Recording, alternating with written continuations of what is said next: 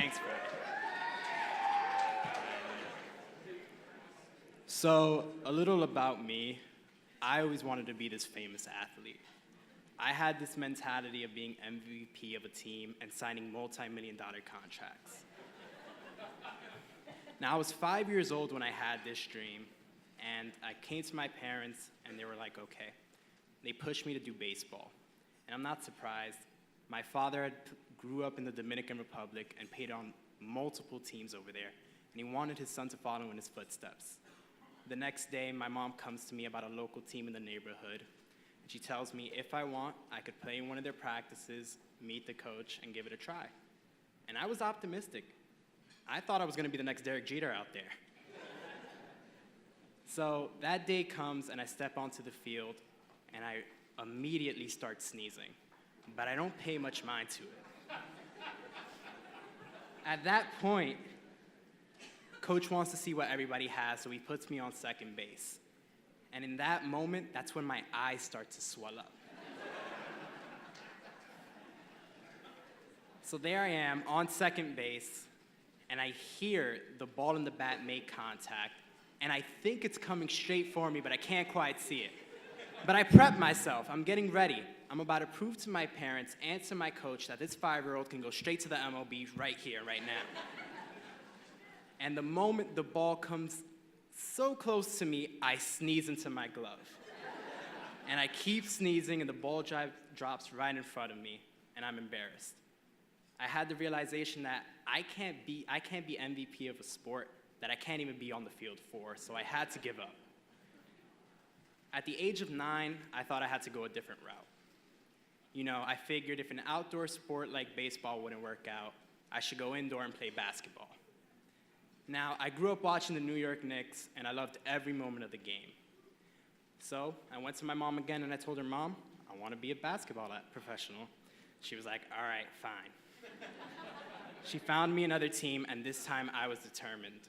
I was going to start playing basketball every day after school. I was going to get so good that I was going to go straight from high school to the NBA. I'm going to be first pick in the 2019 NBA draft for the New York Knicks, and I was basically going to give Stephen Curry a run for his money. But the first day of tryouts come out for the basketball team, and I knew it was going to be an immediate problem when I had to talk to my teammates at a very high elevated level. You don't really realize it until you're on the court, but height is a very important factor for the whole game. So I was at a loss. You know, I figured I was never going to fulfill my dream of becoming this famous athlete. And at that point, I thought I wasn't going to make it as an athlete, period. Until the age of 14, when Row New York came to my high school and pitched to me what it was. They told me what they were about and convinced some of us to come to the tryouts. And I was desperate. I was like, you know what? This is my last chance to be a famous athlete. I might as well give it a shot.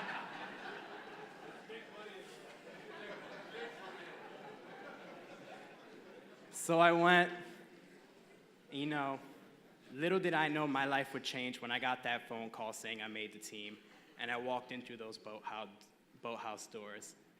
Because at that moment, I gained the family.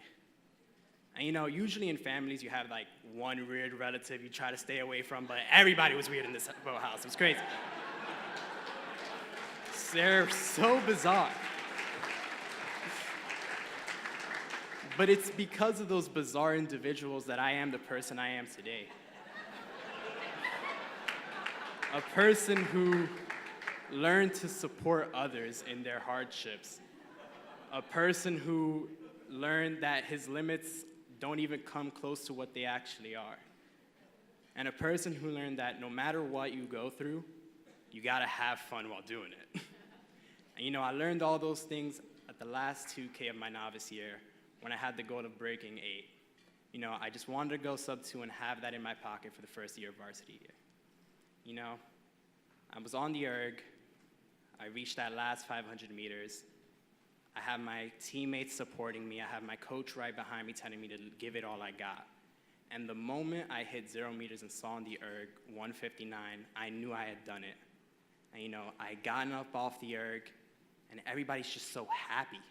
And they're cheering, they're dancing around to the music that was playing. as if they didn't just go through that hard workout and if they just got to practice.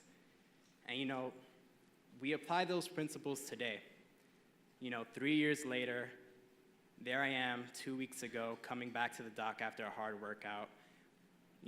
I put my boat in slings to see my lovely, bizarre family on the balcony dancing to Cotton Eye Joe as if that's their favorite song. And I realize I love them. They're everything to me.